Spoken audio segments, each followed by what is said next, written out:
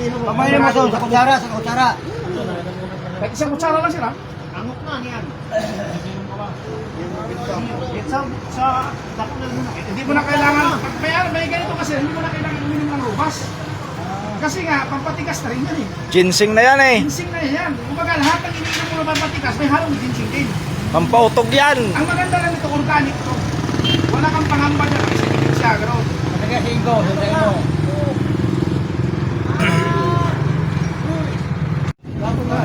Pilipino yan ha. Pilipino yan. O, di mo sa kanya, sa garapon niya nilagay. Hirap ka. Halos. Binubuhusan niya ng alak. Ang alak na yan, sir, tawag yan subyo. Yan, umiinom ka rin. Araw-araw yung umiinom ng ginseng yan. Yan, bubuhusan niya ng alak. Lilipat niya kasi yung ginseng sa malaking buti.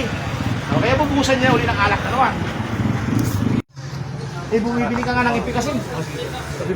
Bumibili ka nga ng ipikasin. Umiga, kung ikumpara mo naman sa ipikasin, mas mainit pa kaya eh. Bilhin daw yun, bossing. Bibilhin. Yan o. 250. Sir, hindi sir bibili ng ano. O, kung baka mali ako sir, kasi medyo malayo kasi. Medyo malayo eh. Kasi minsan hanggang Sursogon City lang ako. Yung pamangkin ko nasa ano, Biskaya. Ah, Biskaya. Ah, doon, malapit ako doon.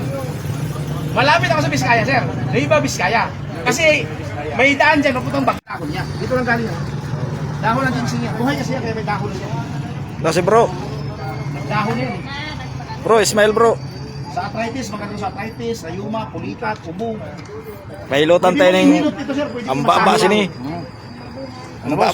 Ang baba mo, ang baba mo ho. Ginseng oil, boss. Thank you, boss. Ito yung ano, ma'am.